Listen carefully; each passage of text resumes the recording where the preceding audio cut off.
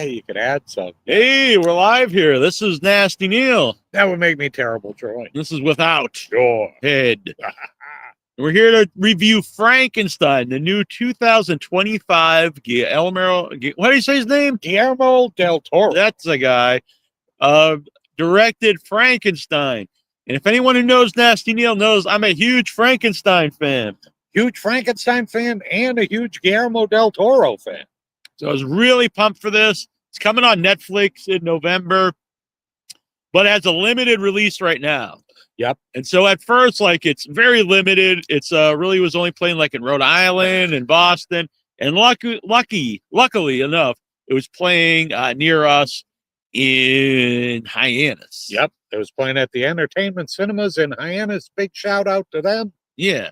Why Netflix is putting it in November instead of before Halloween, I don't know, but that's not what we're here to talk Yeah, to about. me, with like kind of an epic movie, you would think like, I'm going to put this on Halloween on Netflix, and get the giant buzz. Like, everyone will watch it Halloween night. Like, Yeah. That would be the way, I would think. But, So it's been a while since I read the original novel, but I do believe that this is probably a little closer to the novel. And if any of you seen the play, which is absolutely amazing, it's a closer adaptation to that. Yep.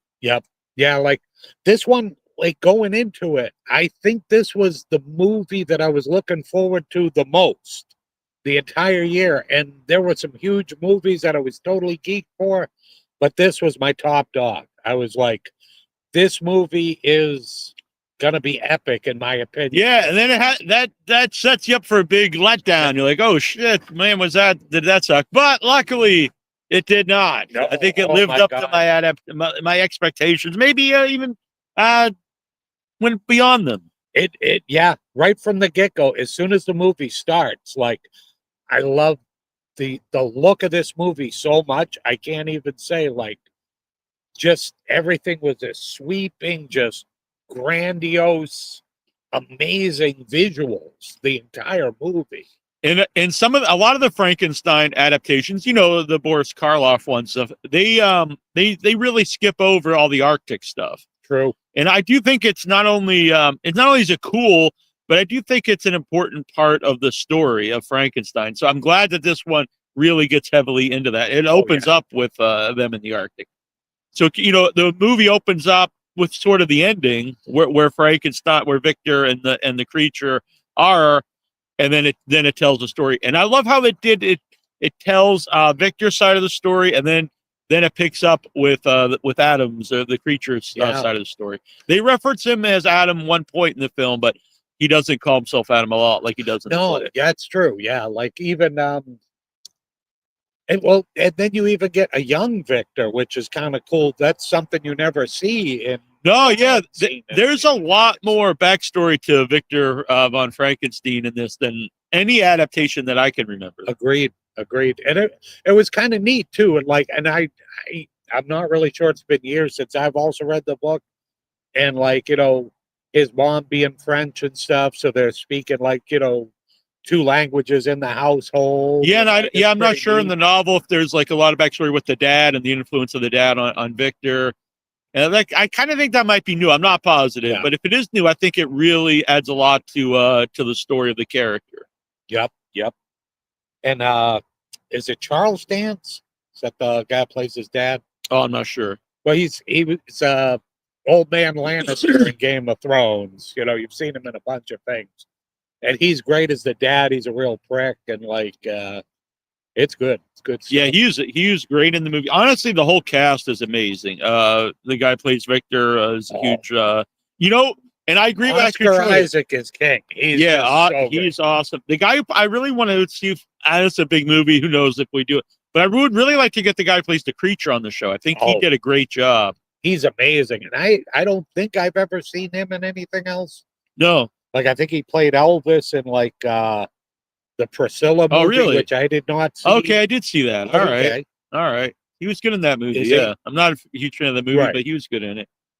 Oh, interesting. Okay, so yeah, and so like I said, it tells this whole story, an epic tale from Victor as a child, his upbringing, why he's obsessed with finding like the cure for death. But like a lot of things, like he doesn't think about once the creature is created, then what? Yep. He's just so focused. He's so single-minded. He only sees the actual doing and doesn't really give a shit what happens after that. Just if he can do it, that's all that matters. And it really gets to the heart of who the villain of the story, the villain of all the movies is Victor Frankenstein. It's not the creature. Yep. And I think this does a really good job with that, but also humanizing him. Yep. Which I think, for me, the best villains are ones who are doing what they think is right. They're not the villain in their mind. Yep. Oh, absolutely. And this one's so great because he's like, they kind of show the person, warts and all, like, yeah, he's kind of, focused just on himself. He's, an egomaniac. Yeah, or megalomaniac. Yeah, he is. He definitely is. But that doesn't necessarily mean he's an evil person. Mm-hmm. Like he has good intentions, but yeah, he's the flawed character. Yeah. It's different shades. 100%. And then I like the backstory of the dad of like kind of how he became this guy. Yep, so true. And then it's kind of cool because later on you see like the things that his dad does to him, like smacking him with the whip thing. Yeah. Then he does it to the creature, Yeah, and I think that's why he really dehumanizes the creature, is because he's taught that the human body is just flesh. Yep. There isn't really even a soul or anything. Like he doesn't think which that has way. been pounded into him, since he was a kid. Which historically does, for people who've done human experiments, they dehumanize the people they're experimenting on. Yep. And then you get a lot of like really neat, because it sounds like it might be kind of cheesy, like when you think about a lot of those kind of dream sequence type things through Victor's eyes. But they do it really well. Oh yeah, with the Dark Angel. Yeah. That stuff's great, I think. And it's just one of those great Guillermo things. It's like the visuals from like the giant castles and his laboratory is awesome. And, the laboratory, the look of especially Frankenstein's when he's in the ragged clothes, crazy, and just like at a distance, he looks awesome. I love that the Frankenstein monster is all like the animals that people discard, like rats and stuff, really they bond with them. Oh, it's the best. Yeah, when all the critters, when he's first out by himself and the deer comes up to him and he's feeding it and just chilling with it, and then he's got mice hanging out on him and stuff. It's great. Troy's breaking into a car over there. I just figured I'd do that. Then, maybe you'd like to turn it off. He's in the car. Okay, so yeah, he turned it off. Something you brought up, and I actually agree with, and I thought about this when we were watching, that there is one person, I actually think it's not even that she does a bad job. I think she's miscast, and that is Mia Goth. Mia Goth. I think she's miscast in this role, because Mia Goth is at her best when she's playing a psychopath who does not have emotion. Okay. Like in the Maxine. And she's great in it's a body horror movie, but I forget the guy's name. He's the son of a big horror director who made Oz Perkins. No, the guy who made movie with when they blow up the guy's head, Scanners. Oh, okay, yeah. So his son. And so I think she's great in that because she's playing someone without emotion. This movie, the character is supposed to be very kind of the emotional base, maybe the last connection for Victor, and connecting emotionally with somebody.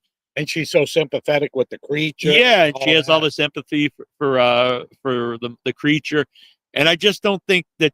I think they cast her because she is honestly probably the biggest horror actress of right now. But I don't think it was a good role for her.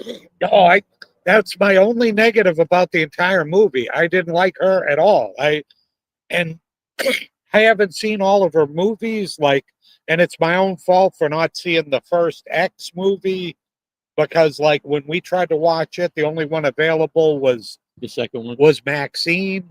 And no, I think it was the second one, the one Back in Time. Oh, okay. Because that's a really hard movie to watch if you don't know any of the story. So I'm not a fan. Maybe she's great in other things, but in this and in sample size pieces, I'm not a fan so far. Yeah, I just honestly, I think it was miscast. I just Okay. don't think it's a right role for her. Because I never really believe that she's like attached to the creature. Yeah, There's no real reason besides her just seeing him, which should be reason enough, but I don't really. And then when she sees him later on, like when he's has more intelligence, I don't really buy her like connecting to him and embracing him. So that was probably the only lacking thing. Yeah, honestly, that character is kind of lacking because I expected her to become. I don't want to spoil the movie, but I didn't expect her to become something that she doesn't. Which is great because Guillermo kind of plays with you a little bit. Yeah. Because even in her wedding dress, she's got these like bandage sleeves going down, and you're like, oh, I know what we're setting up here. I know which direction we're going. But you know what? Thinking about it, maybe that would be maybe there would be a sequel down the road where Maya Goth is the bride of Frankenstein. I could see it. I could definitely see it. Okay, that's possible. Very possible. Yeah, and he's like, I like that. Like he becomes like more powerful as time goes on. Not only does he get more intelligent, yep, but his wounds heal, which is set up right away, which is neat too. I like that whole.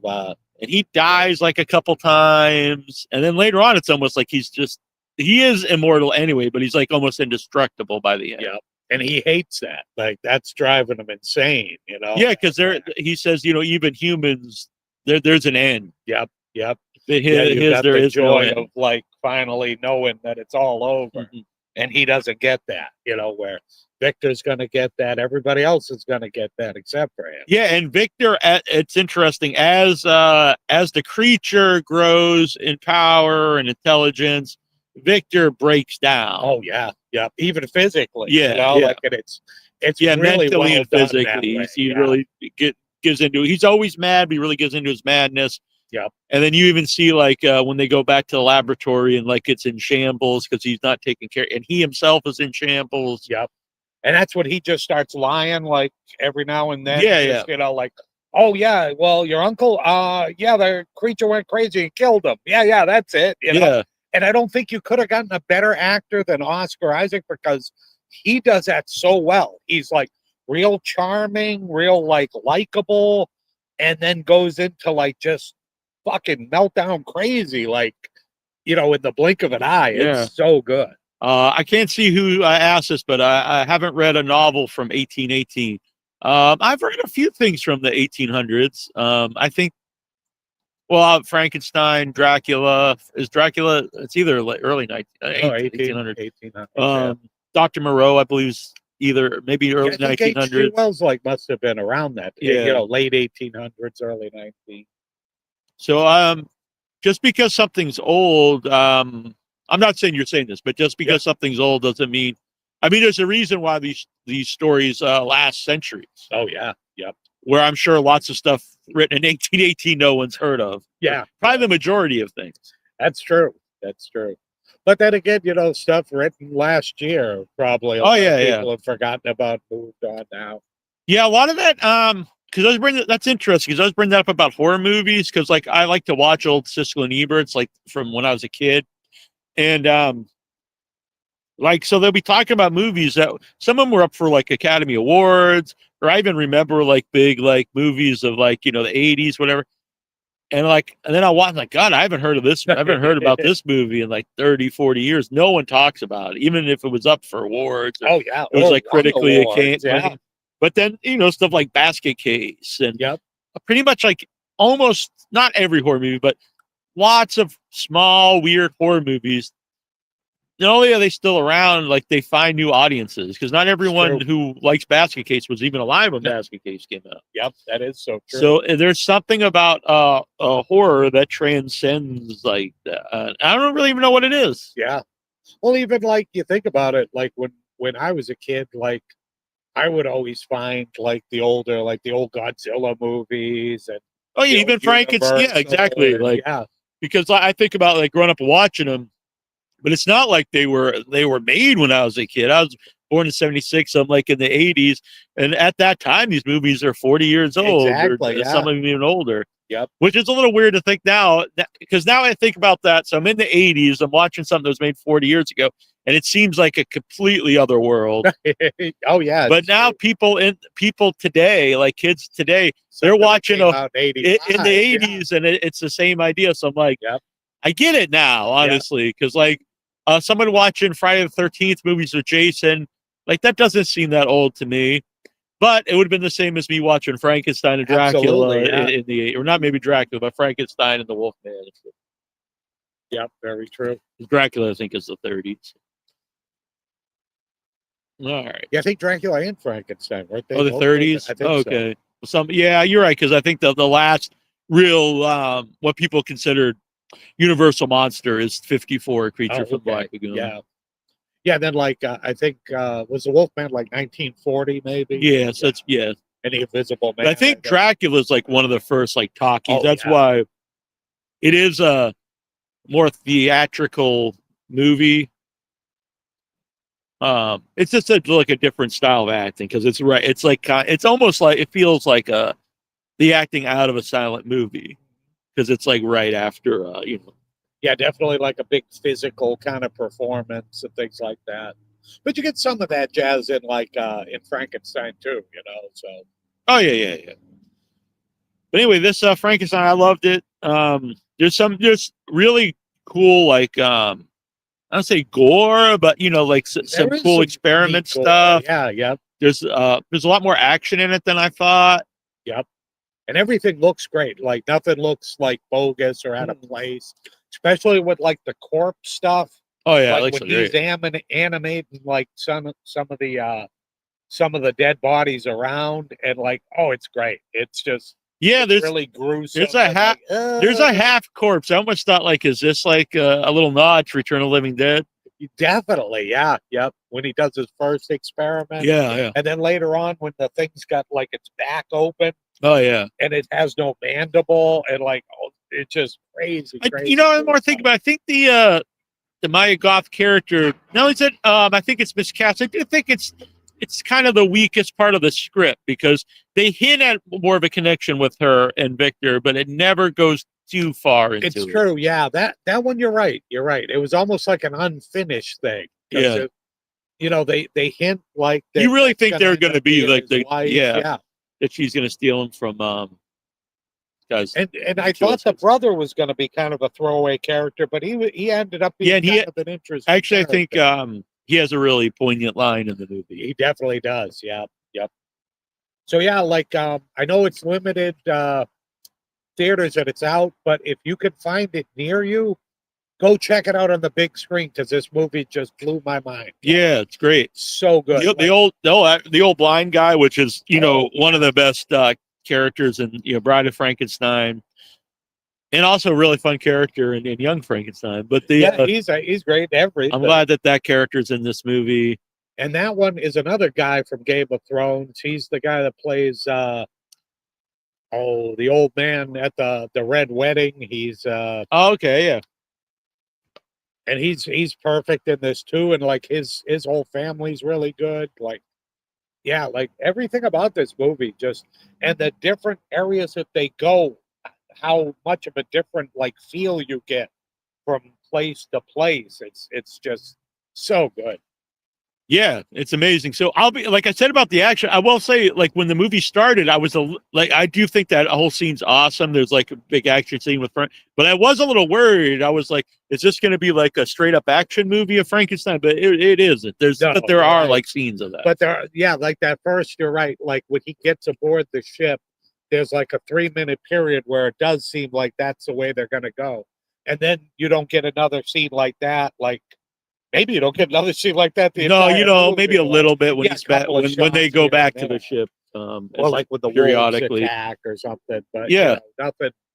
Oh, and even the interaction, I think, with Victor and the captain is good. Really good, yeah. And with the creature, he's really good. Yeah, all that stuff was. Yeah, it honestly looks amazing. And I was glad that at the end, Troy had mentioned to me that they based a lot of look off the Bernie Wrightson illustration. So I was glad that they gave credit to Bernie Wrightson at the end. At the end, yeah, that made me feel good too. Because like, if you could get your hands on like the old Bernie Wrightson pen and inks that he did, They did like a reprint of Frankenstein.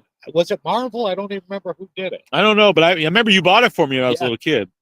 And there's probably like 30 pen and inks by Wrightson, and it just looks so amazing. Yeah. And like you get that vibe from this movie right from the get-go. Yeah. You're like, oh man. And just the look of the laboratory, and honestly, like the sheer madness of it, because it's so huge, and the idea of like just spending, you know, all your money. Oh yeah. And then so you get to see like the madness of Victor in this, like he's just so concerned about finding the cure for death or to make new life. His is more to make new life than I think to cure death.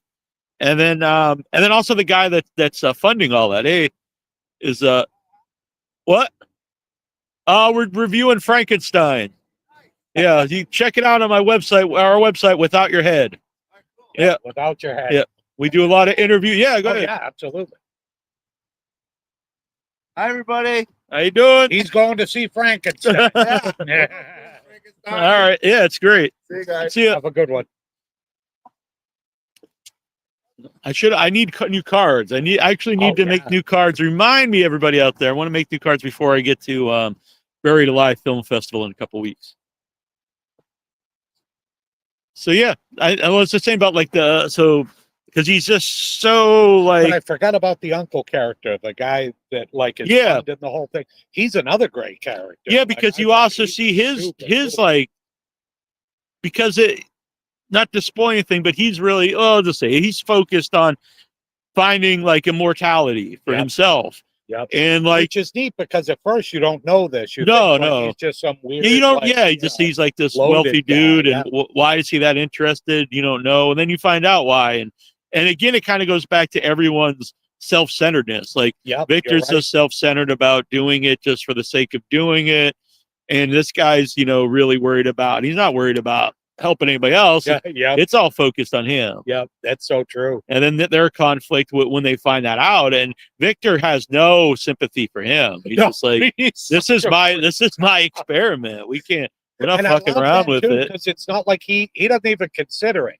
And the great thing is because he's like too much of like an egomaniac to like even lie to the guy and tell him, oh yeah, we'll think about that. He's just like, no, we're not going to do that. Yeah. Like, your mind's all screwed up. We can't take your brain, Yeah. There is an Igor character, and he is credited as Igor. No kidding. It's a guy at the gallows. So he's not in it a lot. He's a very small character, but I really liked him. Yep. And if they ever do a bride one, I think, because I honestly thought they were going towards the bride. So did I. I really did. And I thought if he did the bride, it would be on a smaller scale. Yeah. So he'd have to be more of the crypt robber. Subtle, yeah. Yeah, and he wouldn't have this immaculate laboratory at this point. So if they did like the gallows thing too, because like just the subtleties. He's having a conversation with a guy, and you see a guy like choking to death as he's being hanged behind him. And he has nobody makes any look out or anything. Yeah, so if they did do that, I think the idea of him and like the Igor guy, and they're more crypt rob, and he'd be all fucked up at this point, Victor on Frankenstein. And I don't know if they go down that road. It would be interesting though. I'd be there for it. I would definitely be into it. Mm-hmm. So yeah, a wonderful movie. And if you're a fan of the original any Frankenstein, if you're a fan of like gothic horror, this is, and it's a huge scale. It is almost 3 hours long. I get some people, but it flies by. I agree 100%. It really does. Like, it does not drag at all. No, and they give time to get into the motives of the Victor character, and they do a great job on both characters, because the point of the story is like the two sides of one coin. Victor, the creator, and the creature. Yep. So 100% amazing. And they build their, like, you really find out in this one why the creature not just feels left out and abandoned by his creator, right? but he really harbors hatred for his creator. Mm-hmm. And then it's great because you even get that scene when Victor's going back to the house where he does a horrible thing. And then he's like, wait a second, I can't do this. I'm going to make it right. But it's too late at that point. Yeah. And he ends up screwing himself. There's a lot of similarities because the first person mentioned about 1818 novel. A lot of similarities between Victor Frankenstein and Dr. Moreau. Oh, yeah. And the interaction between both of their creations. True. So very true. Because it's like they realize that this guy is their creator, but also like the one that is the reason for their suffering. Oh, yeah. Yep. Just because he's the creator and he's, that person that did that doesn't make him a good person. That's what, everybody finds out on both those stories. Yeah. So, yeah, I loved it. Yep, absolutely. Can't recommend it highly enough. If you don't get a chance to see it at the theater next month, definitely check it out on Netflix. Or do both. Yeah, because I'll check it out again on Netflix. Yep. So tonight I'm heading up. I'm going to a 12-hour horror movie marathon, midnight till noon tomorrow. Nice. And to get ready for that, I decided to go see 2 movies. That's true. You got to work up to it. Yeah. It's a marathon. Exactly. So I'm going to go see Queens of the Dead, which is the Tina Romero, daughter of George Romero, her zombie film. It's playing one time today, so it's going to work out. So I'm going to go see that. And then I'm seeing what was that movie with Emma Stone? Looks really weird. Oh, yeah. I can't remember the name. I don't either, but she gets kidnapped. The guy thinks she's an alien. Yeah. So I'm going to go see those 2 movies in preparation to sit through 12 hours of horror movies. Got to build up. Got to work up, work up your tolerance. Well, I did forget. I was going to wear my Creature from the Black Lagoon shirt, but that's all right. I went with Halloween because it's the Halloween marathon. Halloween's always good. But so if people don't know, Coolidge Corner Theater, they do it's always the last Saturday before Halloween, 12 hours. It's there's always one theme. So like one year is ghost movies, one year is alien horror. This time it's creature horror. Oh. And so the 2 headliners are American Werewolf in London. One of my favorites. Creature from the Black Lagoon Another one in 3D, which I've never seen in 3D. That's awesome. That'll be so much fun. And then the other, I think there'll be 4 or 5 more, and they'll all be surprises. They do put out hints. I have seen that one of them will be a Tremors movie. Oh, okay. I think it's those are Tremors. always fun. I like too, Tremors. Yeah. I don't think if I had seen it on the big screen, maybe when it first came out. Yeah, I haven't seen. Yeah, and a Godzilla movie, which okay. I don't think I've really seen Godzilla. Maybe when I was a kid, maybe they had them in the drive-in. I don't know. Sometimes it would. Yeah. Yeah. All right. Oh, I did see like -1 in the theater, but I've got -1 is fantastic. Yeah, this is like old Japanese ones. But they'll be fun though. Even if it's the first one, it'll be good. Just seeing anything like that on the big screen. Oh is a good time. I hope it's a Smog Monster because that one's insane. Yeah. Like it was in color, so it's not the first one. The first one's in black and white. It'll be that one. But if it's or what's the one where Godzilla throws the drop kick? You're in a wrestling fan will love that one. If it's Godzilla versus Megalon, all right, you're in for a treat. All right, I'm down. A lot of tag team not Gaijin. What do you call the giant thing? Gaijin, I think. Isn't it? I don't know. I actually have an idea or for kaiju. A movie. Kaiju. Gaijin's like the evil foreigners. That's right. Japanese wrestling. But I do actually have a kaiju movie idea. So we have to do Arbor Day first, and hopefully people like it because it's the sequel to Arbor Day. And then so I don't want to get too ahead of myself, but yeah, if Arbor Day, we'll finish Arbor Day, and if people like it and they want to support a sequel, it will be a kaiju film. Nice. All right, I'm looking forward to that then. All right, I have it all planned out. All right, well, I'm getting cold and I'm out of coffee. I think I'm gonna go get another coffee. I don't blame you. All right. So I got like about 25 minutes before the thing. So we're gonna head out, and please hit the like button, subscribe, help support the channel. For all you folks out there who had a kick out of my appearance on Stuttering John last night, you can show your support and become a member here, or there's the Venmo. I pinned the Venmo up on my Twitter. That's awesome. Like, hey, all these people are telling me how great it was. You can send me a few bucks. Yep. You don't have to though. That's like a half a joke, but you can though. And it'll probably be I assume that's my last appearance with Stuttering John. You never know when he sobers up. No, I'm not against going back, honestly. Alpha, kicks him to the curb and says, "I've been playing you this whole time." Then he'll come crawling back to you. But we'll see. Yeah. So I'm not against going back. I have not a bazillion, but many invites, and I appreciate that. I will not be home tonight, so I cannot pop up. I'm sure I'll be popping up on something here down the road. I look forward to it. Yeah. And but on this channel, it's really not Dabbleverse stuff. We'd like to talk about movies. I'm not really a Dabbleverse guy. I just got dragged into it. I know. Whenever you think you're out, they pull you back in. Exactly. And I think I'm a pretty nice guy. You've seemed it to me, yeah. Yeah. But I'm not, I will say this, I'm not a confrontational guy, like by nature. But at the same time, I don't let people just like walk over me. No, and if they're going to be that's like just stupid. total assholes, you have to listen to my point of view, but don't ever give me your point of view. Yeah. Like, okay, that's stupid. Yeah. All right. Although you know what? I actually like the De Niro one. This is one that me and Troy really disagree on.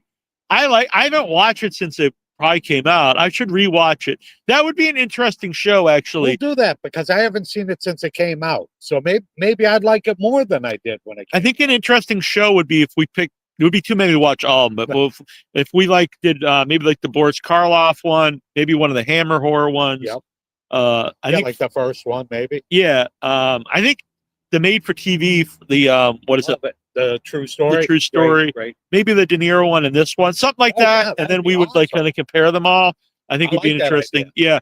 I also thought it would be something I'd like to do because I've been the last few years really reading a lot of horror novels that I never read before to compare like the novels to some different movies. Oh, I like that. That's a great one too. So, well, it's like when I got home from this, B had asked me, how did Oscar Isaac compare to like the other Dr. Frankensteins? And I was like, well, I think he and Cumberbatch were probably the best for the character. I agree. Like they were both amazing. I agree. But it's hard to go against Colin Clive because he was the first, and he's great, and so I think he's under. I don't think he really gets the credit for that movie because it's all, and Boris, rightfully so. Boris Karloff is as Frankenstein. But if you didn't have Colin Clive doing the it's alive, yeah, kind of like I was talking about, Loomis really sells the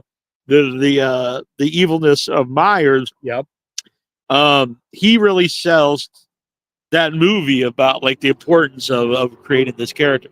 And then Boris Karloff gives a really a quiet portrayal of the monster, and then you have the really over the top madness of the Doctor. Yep. Especially in the creation scenes. Into the second one, when you get into Bride of Frankenstein, and you get the amazing stuff in that too. Mm-hmm. So yeah. So there's great stuff there, and I'm glad that Victor's a big part of this. Oh yeah, so good.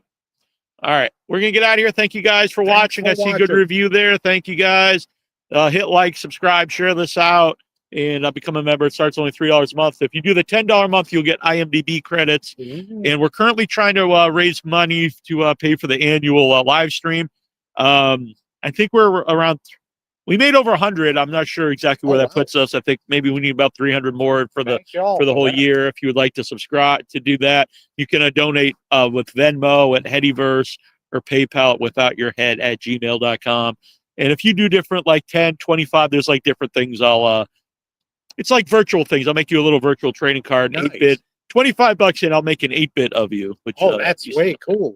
Yeah, that's totally awesome. All right. Good night, everybody. All right, thanks for watching. Get out of here. Hi, this is Doug Bradley, Pinhead from the Hellraiser movies, and you are listening to Without Your Head. And you better keep listening to Without Your Head, or you will not only be without your head, you will be without your soul, because I will tear it apart.